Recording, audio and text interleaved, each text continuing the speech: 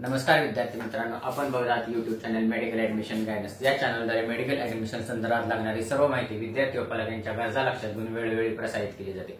तरी अजून हा चॅनल सबस्क्राईब करा, बेल आयकॉनवर क्लिक करा आणि आपल्या मित्रांना शेअर करा।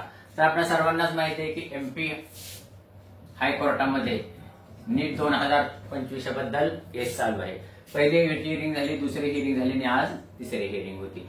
तर जे काही 14-15 शहरामध्ये या सेंटरमध्ये विद्यार्थ्यांना प्रॉब्लेम झाला लाईटमुळे, तर त्यांचं म्हणणं काय आहे, ग्रेस मार्क द्या किंवा आमची रिनीट घ्या। तर साधारणपणे आज माननीय न्यायालयासमोर विद्यार्थ्यांची आणि एनटीएच्या यांची सुनावणी झाली। तर न्यायालयासमोर जे काही सुनावणी झाली त्याच्यानंतर त्यांनी 16 जून ही तारीख देण्यात आलेली आहे।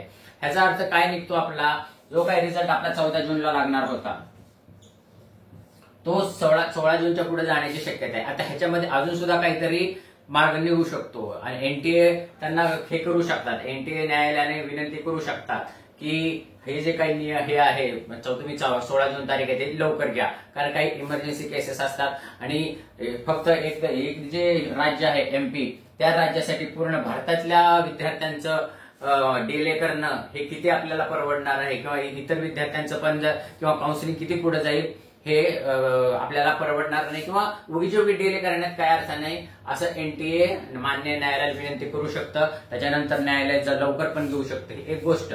आणि दुसरी गोष्ट, जे काही आपला रिझल्ट लागणार आहे असं पण होऊ शकतं, जर समजा हा फक्त एमपीतला जे काही प्रॉब्लेम झालेला आहे त्या विद्यार्थ्यांना वळून रिझल्ट लावायचा का नाही लावायचा, पण तसं जर रिझल्ट लावायचा असेल तर अनेक प्रॉब्लेम येऊ शकतात, कारण ऑल इंडिया रँक ही एका विद्यार्थ्याला एकच असते। मग ह्या विद्यार्थ्यांना जर पाठीमागे ठेवलं तर त्यांच्या ऑल इंडिया रँकचं काय करायचं।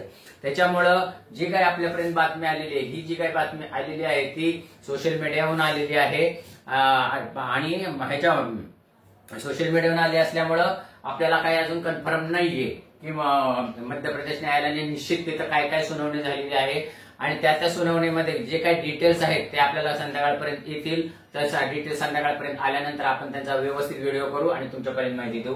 म्हणजे आता एवढंच आपल्या लक्षात आलेलं आहे की सुनावणी ही 16 जून पर्यंत गेलेली आहे आणि आपल्या एनटीएचा रिझल्ट त्याच्यानंतर लागू शकतो, तो अगोदर पण लागू शकतो। आता पुढे काय काय घडामोडी होतील ते आपण पुढे बघूया।